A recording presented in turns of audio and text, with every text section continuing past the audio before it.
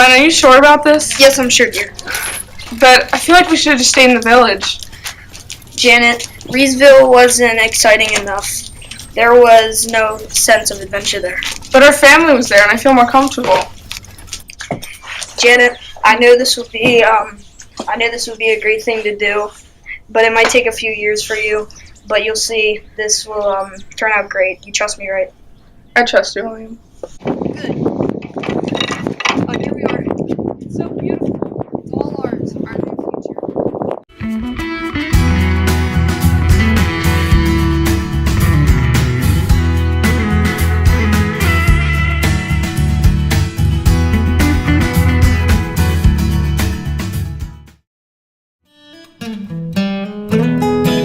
A few years later, William and Janet Reese built their little cute house and then farmed the land around it. They're kind of cute, let's be real here. Well, I'm Ramala. I'm your time travel historian. Now I know what you're thinking. Why doesn't anyone notice the girl with the laptop in the middle of the 17th century? It's a bunch of fancy technology stuff that you don't need to hear. So let's go with magic. We're going with magic. Anyway, the people you saw, William and Janet, their little cottage is going to change this place forever. Because, butterfly effect, that's how life works. It's not going to get, a really big effect until, their son. A bigger effect until their son. So, let's go there now.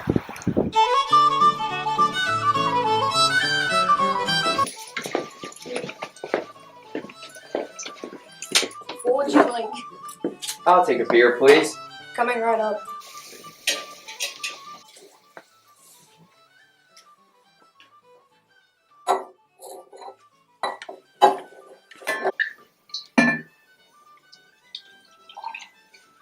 Thank you. Thank you. You look just like your father. Yeah, I get that a lot.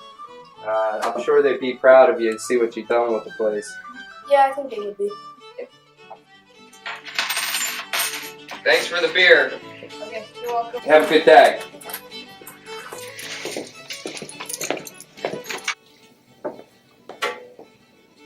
What? It's water, okay? Anyway, this is William Reese Jr. He is the son of both William and Janet, and he's turned this place into a tavern because one, he's super lazy, and two, he didn't feel like farming. Bless you, dear. Thank you. Somebody must be talking bad about you. Yes. This is William's wife.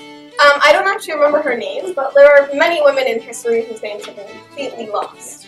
This tavern is not getting much business now, but things are about to change.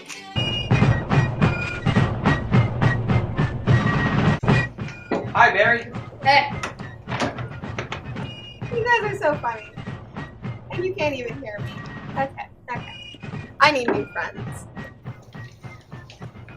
Well, over here, this is James Barry. He's the new manager of the tavern now since William Jr. and his wife couldn't manage the tavern by themselves. William died, and he left his family in debt, unfortunately, and although Barry's still managing it. The bar is still considered the Reese Bar, but everyone in the town thinks of it as Barry's Bar. Wait, no. I'm sorry, but you can't go in there. General George Washington and his officers are having a meeting right now. You must not disturb them. Oh, okay.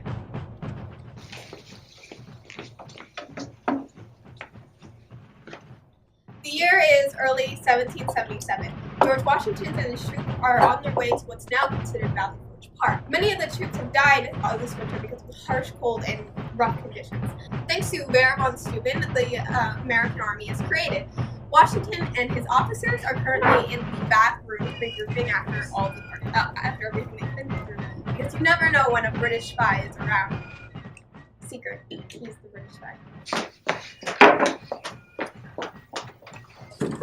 Get me a double, Barry! Sure. Is it all okay in there, Griffith? Not really, Barry, but what are you gonna do? Just gotta suck it up and deal with it. How else are we gonna stop the British?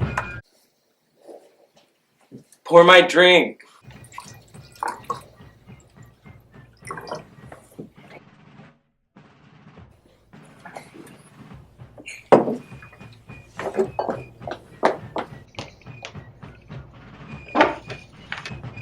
this here is Griffin Reese, William Jr. Reese's son. He was recently injured in a fight with the British over in Derby. He's a spy! A British spy! What? I'm just... Get him! Get him! Get him! Hold him down. Guys, I told you not to tell anyone. We're gonna leave now. Yeah, guys, let's give it up for the big dudes who fought for our country, am I right? Yeah! You know the revolution ended 2 years ago, right?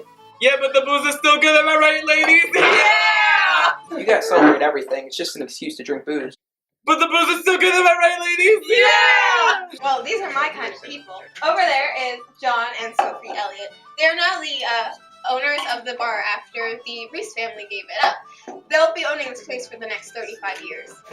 Within the next 35 years, the Elliots will want to attract more Prussians and German people. And so it's said that they will put up a portrait of the Prussian king, which will lead to them calling the tavern the King of Prussia.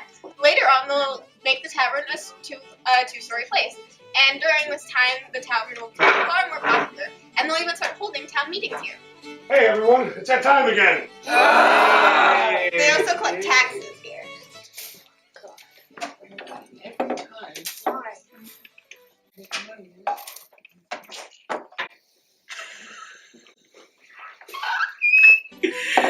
Okay, I think it's about time we leave. I'm bored.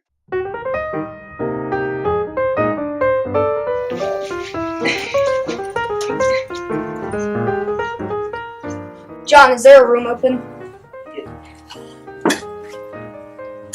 Second door on the right. Welcome to the King of Prussia Hotel. Thanks. You're welcome. So this place is still owned by the Elliots, and you know over there is John Elliott Jr. and that's his wife. Her name's also kind of like lost in history, but like whatever. As you can see, the place is much more proper than it was before, and they've changed the name from inn to hotel because like the women's like temperance movement and everything, they don't want people drinking alcohol anymore. But like that's strange because like who doesn't like alcohol? But like you know we gotta move on to like bigger and better things. So like let's go.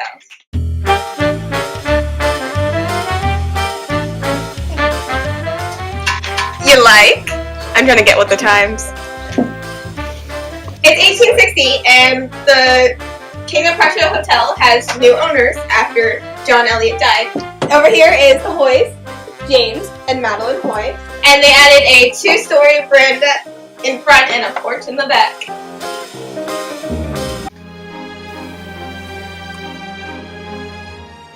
Sadly, James dies in 1886, but Madeline goes and keeps the place running for the next 20 years.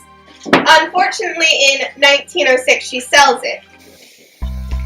The building goes through many occupations for the next few years, but they never say it until Anne Heist comes along.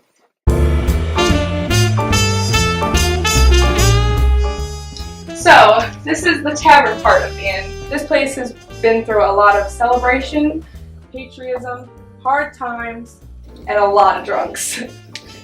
Excuse me, sir? Don't touch that. Put that down right now. Okay, so if you follow me onto the back room, we'll go that way. This way. Sorry. Some people just have no appreciation for history. Like, honestly, Roach! I may have broken something, but everything's okay.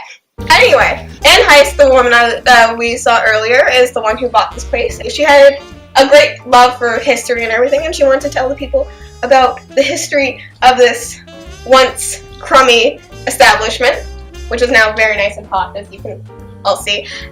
But like, you know, some things are gonna happen soon that will change everything and just shock King of Prussia, but like, we'll get to that.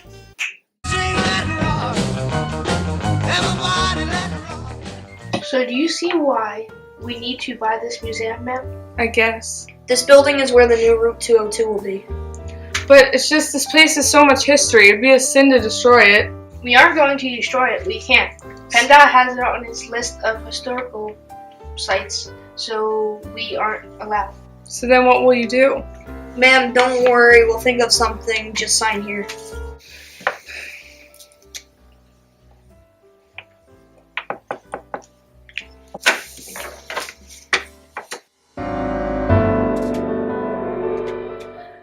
Anaheim is signing away the hotel to the Department of Highways. They're in the middle of making Route 202, but the hotel is in the middle of the way. Unfortunately, they can't knock it down just to make it easy, but they'll do something else instead. You'll see. So for a couple of years while they were making 202, they kind of just left the building there. So it was stuck in the middle of just 202, which is really weird. You could like literally just stick your hand out of your car and like touch it and everything. And you know, that was really just not safe at all for like the building. So after many years of thinking, because they were so incompetent that they couldn't think of this before, they kind of just picked it up and moved it. Like just threw it somewhere else. The way they did this, well, we're about to go see. Hi. Okay, so according to my lovely director, apparently I can't go back in time to when the building was moved because I wrote too many things. Roach! What was that? And we don't have money in the budget to cover an almost 300-year-old building, so...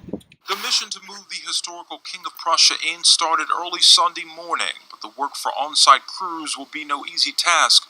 In the shadows of a couple of thousand or so spectators, the several-ton structure would inch along ever so slow. The nearly 300-year-old inn, once a public house, was closed in the mid-1950s, and ever since, the structure suffered with the passing of time. The inn's location spelled big problems as well, as the building sat landlocked on Route 202, with PennDOT's highway expansion and the need to spruce up the inn made the relocation a viable next step. Really, our goal has been, over the years, to preserve the inn till we get a chance to do something like this. Now, once the inn is placed, the new owners, the King of Prussia Chamber of Commerce, will then step in to begin a massive renovation project. Now, for locals, the move may be a little hard to swallow, but holding on to a piece of history does warrant a bit of compromise.